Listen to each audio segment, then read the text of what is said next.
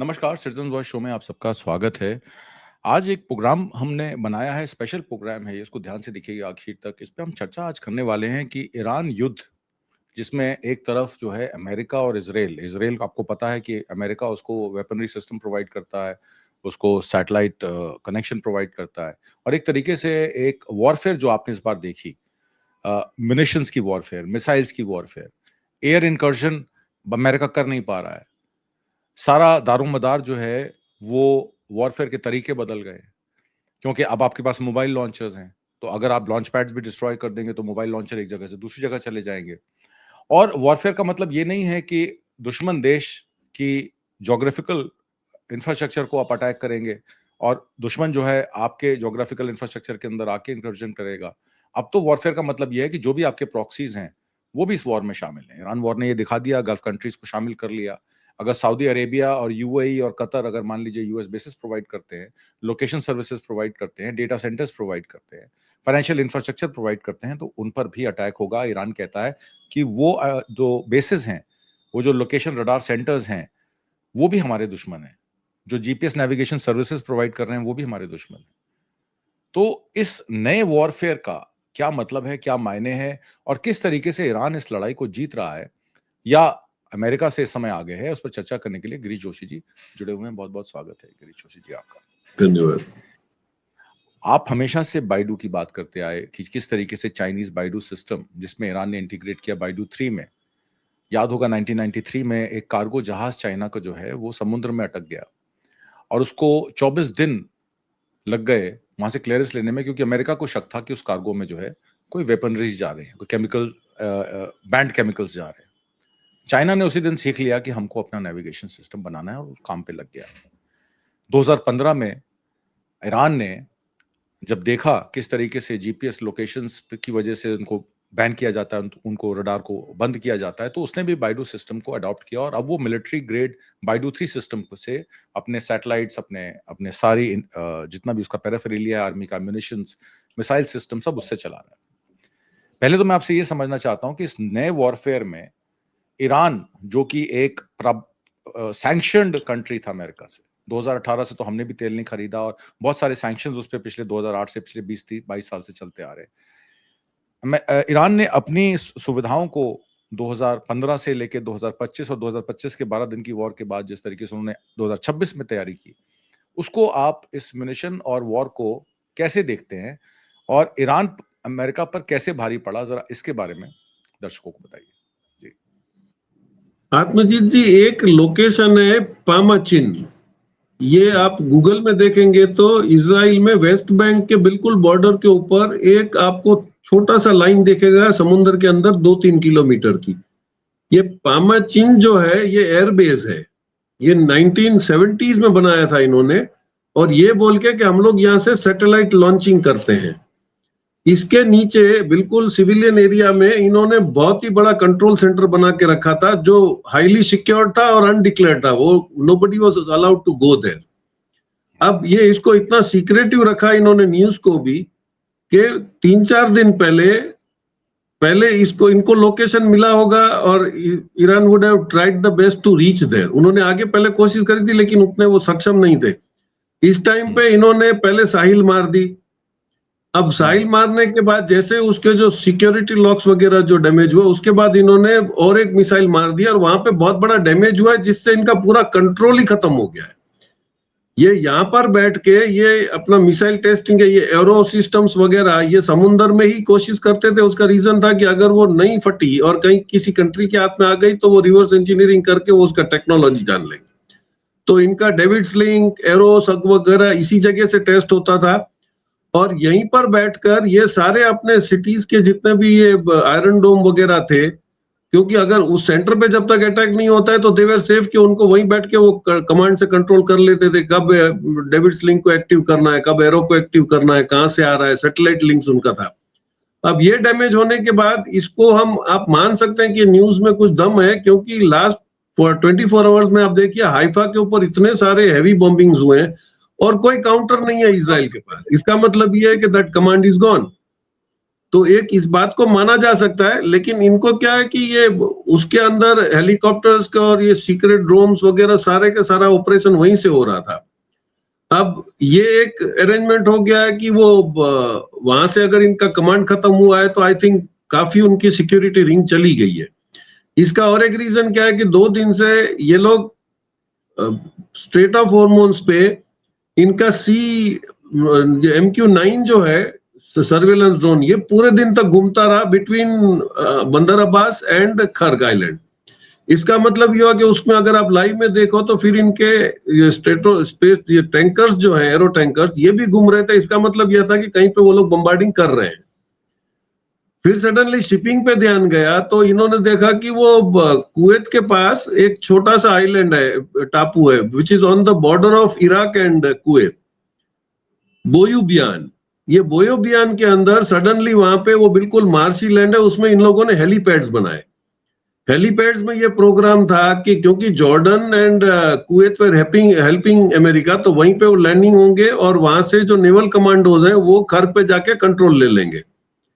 अब जैसे इनको पता चला है परसों रात को ईरान ने उसको इतने सारे बम्बार्डिंग करा है मिसाइल से कि उसका हेलीपैड ही खत्म हो गया, तो अब वो प्रोग्राम इनका वो कैंसिल हो गया नेवल वाला, वो खर्ग पे तो छोड़ दिया इन्होंने। फिर इन्होंने देखा कि अब तो बंदर अब्बास के पास कुछ रोका जाए, तो उन्होंने जैसे देखा कि एक वहां पर एक जॉइंट गैस का स्टेशन है जो ईरान अपना Qatar and Iran are working together, they are partners in that. 75% Qatar के पास है, 25% ईरान के पास है और दे आर जॉइंटली ऑपरेटिंग। इसलिए ईरान ने अभी स्टेटमेंट दिया कि स्ट्रेट ऑफ हॉर्मोन्स पे हम लोग अकेले ही नहीं, even Qatar will now decide कि भाई किसको आने देना है, किसको नहीं आने देना है। That game is changing because इनको समझ में आया।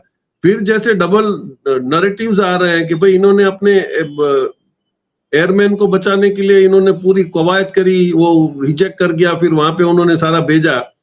इसमें भी कुछ जो मतलब ट्रंप की जो पॉलिसीज के खिलाफ है वो भी अपना प्रोग्राम बना के बोल रहे हैं कि इनका ओरिजिनल प्रोग्राम ये था कि कैसे भी करके एनरिच्ड यूरेनियम जो ईरान में पड़ा है उसको जाके चुरा लेना है। अब ये इतने पागलपन में जैसे करे जा रहा है कि भाई वो ईरान ने तो पहाड़ के ऊपर ही रख दिया होगा यूरेनियम इनके लेने के लिए, he doesn't know the location. तो इनकी सारी जो प्रोग्राम्स है वो फेल होते चले जा रहे हैं। अभी आप देखिए जैसे यूरोपियन यूनियन ने, स्पेन ने, इटली ने इनका एयर स्पेस बंद कर दिया है। So from there they have gone. Economical aspects में अभी तक आप देखिए बंदर अब्बास पे शिपें भर रही हैं, कतर से शिपें भर रही हैं, तो वहां से जो शिपें निकल रही हैं उनका पेमेंट ऑब्वियस है कि वो युआन के बगैर चाइना छोड़ नहीं रहा है। इसका मतलब ये है कि युआन में पेमेंट हो रहा है और माल बिक रहा है। तो डॉलर डोमिनेशन वाली गेम तो ऑलमोस्ट इनविजिबली खत्म हो गई है। तो पूरा जो एक सिनेरियो चेंज हो रहा है, ये फ्रस्ट्रेशन में अब और क्या अटैक कर पाएगा। और जैसे इसने सिविलियंस पे अटैक करा है उसका रिटेलिएशन में हाइफा पे ईरान ने भी अटैक कर दिया है। और अभी कुछ मैसेज आ रहा था कि ईरान ने बोला कि अभी हमारा 4th वेव जो है मिसाइल्स का, जो हमारी 1 टन से नीचे कोई भी मिसाइल नहीं है, वो अभी हम फोड़ना शुरू करेंगे। So now the real game starts कि भाई ट्रंप के पास कौन सा अब कोई ट्रंप काट रहा है ना। अभी तो देखिए आप, उन्होंने जैसे सऊदी अरेबिया ने इनको अपना एयरपोर्ट दिया यूज करने के लिए, इन्होंने एयरपोर्ट पे अटैक कर दिया।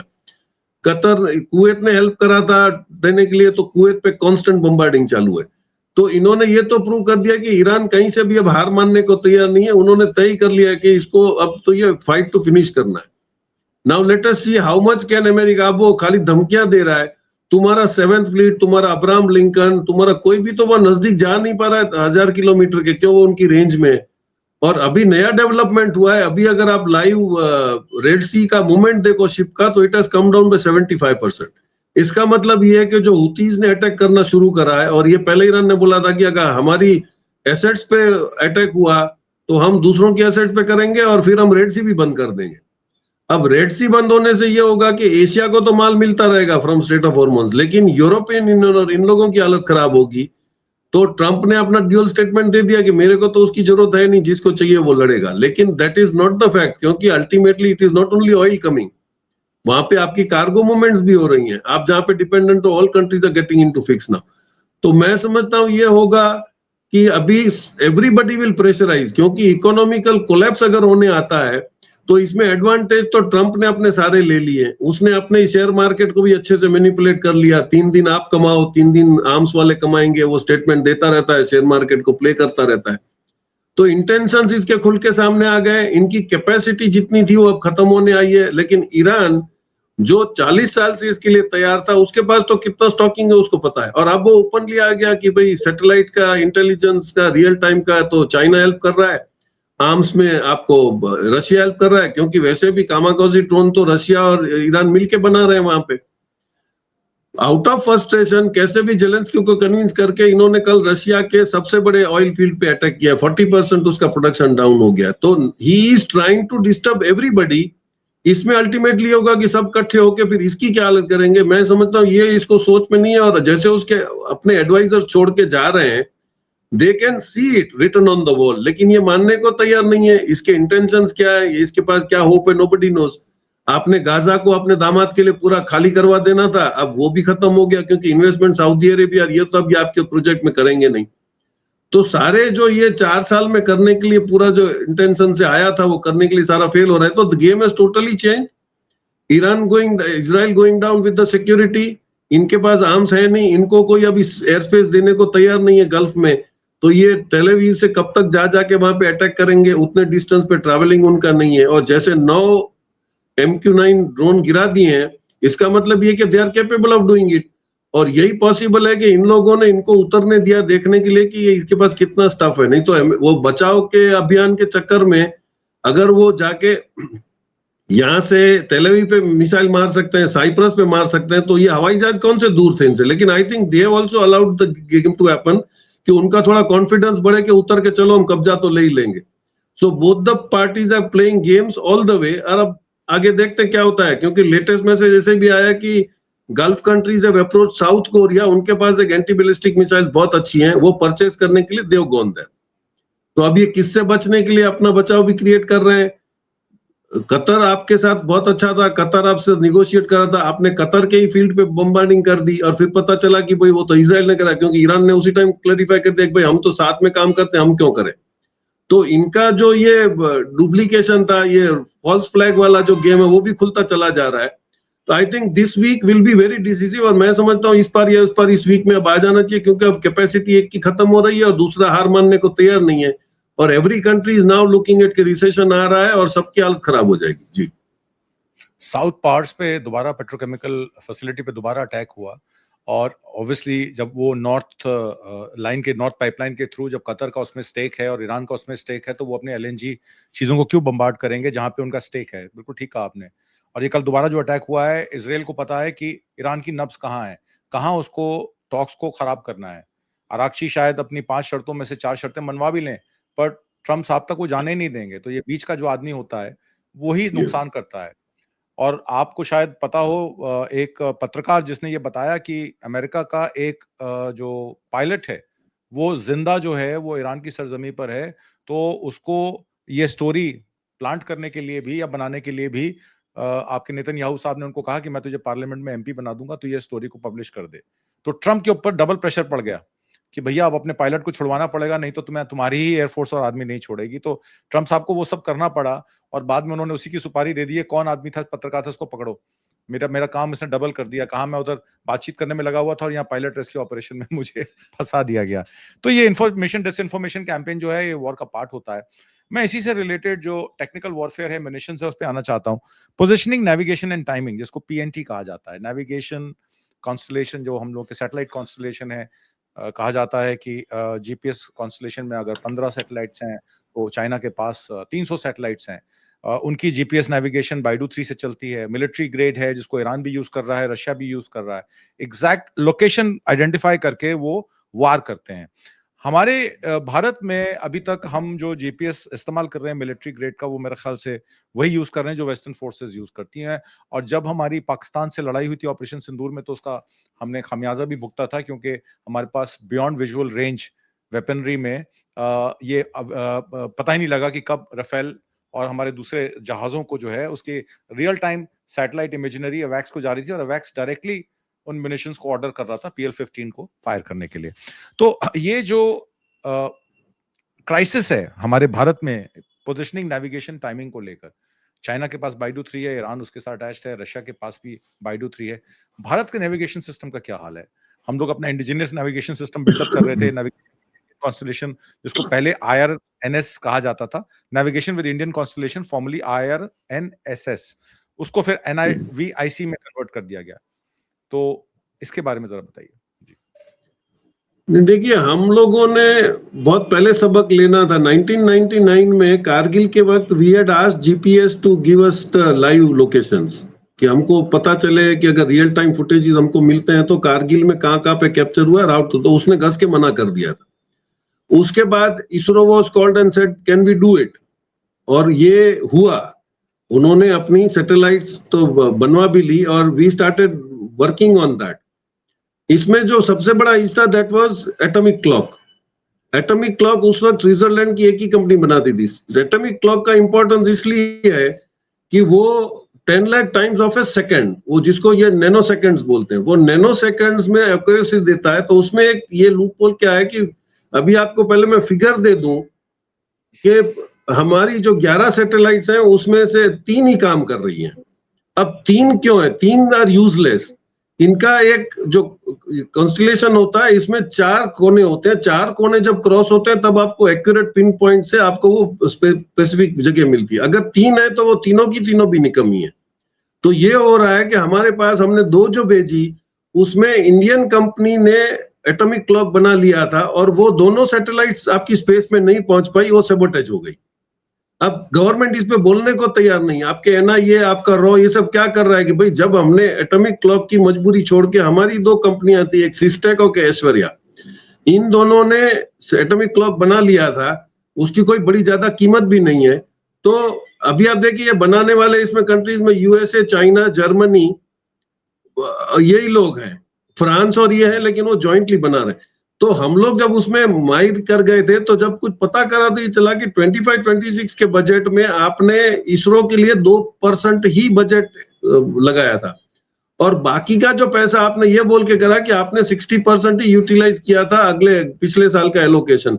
तो हम गगनयान को वो पैसा ट्रांसफर करते हैं, क्योंकि आपको ये है कि भाई विश्वगुरु बनना है तो हमारे आदमी चांद पे अगर पहुंच जाएंगे तो ये बहुत बड़ा अचीवमेंट होगा। अगर इसरो में नहीं है तो ठीक है, वो जीपीएस के भरोसे हम चलते रहेंगे, लेकिन जीपीएस कितना अनरिलायबल और डेंजरस है ये हमने ईरान और इजराइल की वॉर में देख लिया। You can not rely on that. एक प्रैक्टिकल एग्जांपल आपको दे दूं कि मैं शिपिंग की मूवमेंट्स देख रहा था तो कुछ शिप्स जो है वो गांव के अंदर दिखाई दे रही थी। तो मैंने, एक हमारे मित्र है रडार पे, काफी एक्सपीरियंस्ड और वेरी हाईली क्वालिफाइड टेक्निकल आदमी, तो मैंने उसको पूछा ये ऐसे कैसे हो रहा है कि वो दिख रहा है? तो बोले रियल टाइम जीपीएस की लोकेशन देके कोई सैटेलाइट से उनको उसको हिट नहीं करे, इसके लिए इन लोगों ने अपलिंकिंग को माइक्रो सेकंड से स्लो कर दिया है। तो जब वो बंद होता है और फिर लिंक होता है तो ऐसे मालूम पड़ता है 30 किलोमीटर इधर है, 30 किलोमीटर उधर है, वो एक्चुअल लोकेशन आपको नहीं मिल पाता है। तो यही हुआ था कि एयरलाइंस भी बहुत स्लो हो गई थी क्योंकि they had gone to some other system, वो जीपीएस के भरोसे नहीं चल रही थी। शिपिंग में भी यही प्रॉब्लम हो रहा है। अगर आपका रियल टाइम लोकेशन नहीं है तो जहाज आपको पता नहीं दूसरा आके लग जाएगा तब तक। तो ये सेफ्टी मेजर में जो इन्होंने जीपीएस को डिस्टर्ब किया, कल अगर आपको ये जीपीएस सपोर्ट में इतना ही डिस्टर्ब कर देते हैं तो यही तो हुआ था हमारे सिंदूर के टाइम पे। Your GPS were jammed. या तो चाइनीज की जो सिस्टम थी बाइडू की, वो उसमें कैपेसिटी है जैम करने की। वो हमने अभी ईरान की वॉर में देख लिया कि जब ईरान में, आज तो ट्रंप ने खुद एग्री किया है कि भाई हमने खुद को जो असंतुष्ट लोग थे उनको हमने हथियार दिए थे वहां पे ईरान में क्रू करने के लिए। ये एग्रीड टू दैट। लेकिन उनको रियल टाइम लोकेशंस और कोऑर्डिनेट कौन कर रहा था? 50,000 स्टारलिंक के स्मगल किए थे इन्होंने रिसीवर्स वहां पे, और वो रिसीवर से ये कोऑर्डिनेट करने वाले थे। लेकिन they were little late in that, क्योंकि रशिया का इंटेलिजेंस अभी भी आपकी ज्यादा नहीं तो आपके जितना ही पावरफुल है। आप जितना आप भरोसा करते हो उतना रशिया भी अंदर घुस के वो सब कर सकता है। तो they were immediately told to stop internet. अब जैसे इंटरनेट स्टॉप कर दिया ईरान ने, इनकी सिक्योरिटी रिंग थी वो बाइडू पे शिफ्ट हो गई। तो जैसे इनके जो मोसाद के एजेंट्स थे या जिनको इन्होंने पैसा दिया था वो जीपीएस ऑन करते थे तो ये इनका लोकेशन मिल जाता। This is how they were eliminated. तो ये कहीं से ड्रोन लेके निकल रहे हैं वहां पे जैसे जीपीएस, क्योंकि आपकी सिक्योरिटी तो जीपीएस पे ऑपरेट ही नहीं कर रही थी। तो जिसने खोला वो एजेंट था तो वहीं पे एलिमिनेट हुआ। अब उसके लिए रशिया ने इनको एक माइक्रोवेव का एक सिग्नल्स के वैन भेज दिए थे क्योंकि आपका जो स्टारलिंक है वो दो ही फ्रीक्वेंसी पे चलता है, के और के यू। अब वो इजी है दो फ्रीक्वेंसी को डिस्टर्ब करना, तो इन्होंने माइक्रोवेव रेडियो सिग्नल्स को डिस्टर्ब करने के लिए इन्होंने कुछ वैन्स भेज दिए थे, तो उस वैन से वहां पे उनके सिग्नल डिस्टर्ब हुए, वो पूरी गेम कू की कोऑर्डिनेट ही नहीं कर पाए, और this is how they failed. तो ये है कि ऐसा नहीं है कि आपने कर दिया। आज अगर हम भी बाइडू के ऑल्टरनेट पे बैठे होते तो चाइना में हमारी भी वॉर इक्वल की होती, लेकिन वो हम कर नहीं पा रहे हैं। तो ना हमने इसरो को टाइमली हेल्प किया कि भाई हमारी नेविगेशन, क्योंकि नाविक का सिर्फ काम सी में नेविगेशन का नहीं था। अभी टोटल आप देखिए 10,000 सैटेलाइट्स घूम रही हैं पूरे वर्ल्ड में, इसमें सबसे ज्यादा 8,500 स्टारलिंक की प्राइवेट है, गवर्नमेंट की नहीं है। अब वो क्या मिसचिव कर सकता है, that we can estimate. China की है 900 योगान करके जो उनकी सैटेलाइट की रिंग चलती, एक रशिया की है 1500, यूके की है 700, जापान की 200, इंडिया की 130। अब 130 में 70% of them are used for communication, वो भी प्राइवेट एडवांटेज हो रहा है। फिर आप देखिए कि बाकी का जो 17% है वो rest of the people are using for the spy satellites. उसका ना लोकेशन ना आपका उसका वर्किंग सिस्टम ही पता चलता है। अब 10 साल के बाद आपकी सैटेलाइट खत्म हो जाती है तो उसको आपको रिप्लेस करना पड़ता है, this is a recurring process. अब उसके लिए अगर आप आज से तैयार नहीं हो तो आपका क्या ये हाल होगा कि आपकी दो गई नहीं और चार में से एक खराब हो गई, एक का एटॉमिक क्लॉक बंद हो गया, तो अभी आपके पास तीन है, आप ऑपरेट नहीं कर पा रहे हो नावी की सैटेलाइट। तो उस पे ज्यादा प्रेशर देने से अभी की सिचुएशन में मैं समझता हूँ उसकी प्रायोरिटी से ही आपको पहले अपना सेव करना पड़ेगा आपका नेविगेशन। तो अभी देखिए काफी कुछ कॉम्प्लिकेशन तो हो रहे हैं। अभी ये घबराए हुए भी इसीलिए है कि आपका 70% जो आपका डीप सी बेड में जो आपके इंटरनेट के केबल चलते हैं, जिसपे आपका इंटरनेट 95% चलता है, वो भी अब वनरेबल हो गया है। तो we are getting complicated with all the systems. Arms में अमेरिका का एक ही फायदा हुआ कि उसने अपनी इकोनॉमी स्टेबल नहीं कर पाया, तो उसने पूरी वर्ल्ड की इकोनॉमी खत्म करने का एक प्रस्ताव कर लिया। The biggest fear is his petro dollar, क्योंकि सऊदी अरेबिया अब उसका पेट्रोल डॉलर का 26 से रिन्यू नहीं कर रहा है और उसने already started selling material into other currencies, तो ये एक बहुत बड़ा धक्का लग रहा है। फिर आपका जितना आर्म्स का जो आप हेजीमनी बना के बैठे थे, अब तो सऊदी अरेबिया को, बहन को, सबको पता चला कि इसने बहुत पैसे ऐंठे हमसे और बोला कि मैं आपकी सिक्योरिटी करूंगा, तुम तो अपनी रडार खुद नहीं बचा पा रहे हो। अभी आज ही बेरन में कल रात को केस हुआ है कि वो इन्होंने जो पैट्रियट मिसाइल छोड़ी वो उसको काउंटर तो नहीं कर पाई, लेकिन जहां पे जाके गिरी वहां पे उसने बहुत ज्यादा नुकसान कर दिया है। तो आपकी डिफेंस रिलायबिलिटी खत्म हो गई है, आपकी हेजीमनी खत्म हो गई कि भाई इजराइल और अमेरिका मिलकर कुछ भी कर सकते हैं। अब जो आपको मिसाइल्स नॉर्थ कोरिया ने दी है अभी तो इस्तेमाल नहीं हुई है, वो तो बोलता है this can reach all the major cities of America. तो अभी जो डिक्लेयर्ड है वही हमको समझ में आता है, अनडिक्लेयर्ड तो जब वो रिजल्ट लाएगा तब पता चलेगा कि इसने क्या क्या ऑपरेट किया। लेकिन ये ईरान में मिसकैलकुलेशन कर गया, उसकी ये शायद बहुत बड़ी कीमत चुकानी पड़ेगी अमेरिका को और ऑल दोज का। इसीलिए बहुत शांति से यूरोपियन यूनियन इसका साथ छोड़ के चले गए और सबका एक ही स्टेटमेंट है कि we do not support illegal war. उन्होंने तो इस वॉर को इलीगल डिक्लेयर कर दिया। अब देखते हैं लोकल फ्रंट पे भी काफी उसका अल्लाह गुला हुआ है, लोग उसके खिलाफ हो गए हैं। ईरान में भी उतना ही नेतन्याहू का भी बहुत ही बड़ा अपोजिशन हो रहा है। तो I think this week will be very decisive, और अगर हुतीज ने बंद कर दिया रेड सी तो उसका डिसीजन बहुत जल्दी आएगा, क्योंकि आपको रेड सी बंद होने से तो पूरे वर्ल्ड की इकोनॉमी पे ही बहुत बड़ा प्रेशर आ जाएगा। जी, आपने बताया शॉर्ट टर्म इम्पैक्ट तो मिटिगेट किए जा सकते हैं, मल्टी जीएनएसएस रिसीवर्स हैं, नवैक के साथ आप जीपीएस, गलीलियो, ग्लोनास इनको ऑपरेट कर सकते हैं, बट उसके जो आपने बताया कि फॉरेन सिग्नल्स हैं वो जैम भी किए जा सकते हैं, स्पूफ भी किए जा सकते हैं, डिनायल भी किया जा सकता है कन्फ्लिक्ट सिनेरियो में, क्योंकि इकोनॉमिक और पीसफुल पर्पसेस के लिए तो कोई दिक्कत नहीं है, पर जब इसको आप मिलिट्री ग्रेड में लेके जाते हैं तो उसमें आपको भारी नुकसान उठाना पड़ सकता है, बिकॉज आपकी स्ट्रेटेजी ग्राउंड क्लियरेंस जो है वो उसमें नहीं मिलेगी और स्ट्रेटेजिक इंप्लीकेशन उसकी बहुत ज्यादा है। फिर वापस आपको उसी इसरो पे जाना पड़ेगा, वही इसरो जो NAV-2 जिसको आपने बोला कि उन्होंने 2 NAVs छोड़े और उसके बाद उसमें एटॉमिक क्लॉक का प्रॉब्लम आया, तो फिर वापस इसरो में जाके आपको वापस लाइंस रीड्रॉ करनी पड़ेंगी, क्योंकि सोवरेन नेविगेशन तभी सोवरेन हो पाएगी जब वो इंडिजिनियस होगी। हाइब्रिड वॉरफेयर जिसकी हम बात कर रहे थे, उसमें GNSS इंटरफेरेंस जो है वो नियर बॉर्डर्स पे आपने बताया किस तरीके से ऑपरेशन सिंदूर में जब हमारे 150 किलोमीटर 200 किलोमीटर की रेंज का बियॉन्ड विजुअल रेंज PL-15 जब छोड़ा गया, तो उस समय उन्होंने अपने नेविगेशंस को या अपने रडार्स को बंद भी नहीं किया, क्योंकि उनको पता था कि उनको पता ही नहीं है कि हम उन पर अटैक कर रहे हैं। तो ये एक बड़ा सीरियस पॉइंट आ जाता है कि किस तरीके से भारत की जो सिक्योरिटी है, चाहे वो मैरीटाइम सिक्योरिटी हो, चाहे एविएशन हो, चाहे ट्रांसपोर्टेशन हो, चाहे आपकी फिशिंग हो, वो सब जो है उसी पे डिपेंडेंट है। तो मान लीजिए अगर आप नेविगेशन प्रॉपर नहीं कर पाएंगे तो उसके कॉन्सिक्वेंसेस इकोनॉमिक भी हैं और मिलिट्री भी हैं, और आपको इन पर ध्यान देना पड़ेगा कि आते समय में आपको इसरो पे वापस जाना पड़ेगा, वापस लाइंस को रिड्रॉ करना पड़ेगा और वापस से आपको नया एक्शन प्लान बनाना पड़ेगा, क्योंकि ना आत्मनिर्भर होने के लिए ना आप रशिया पे निर्भर हो सकते हैं, ना अमेरिका पे, ना चाइना पर। आपको आत्मनिर्भर होना ही है, जो मोदी जी ने पहले कहा था। आज की परिचर्चा में भाग लेने के लिए और बहुत सारी महत्वपूर्ण जानकारियां देने एक के लिए मिनट, जी जी जी 2383 वैकेंसीज हैं इसरो में सर, भरी नहीं गई हैं। You can not expect too much out of this. बताइए बताइए। So ISRO is racing to restore capabilities through new launches and upgrades, but it does not have the required people. इससे बड़ी दुविधा और क्या हो सकती है। आज की परिचर्चा में भाग लेने के लिए और बहुत सारी महत्वपूर्ण जानकारियां देने के लिए जोशी जी बहुत बहुत धन्यवाद। नमस्कार। Thank you very much sir.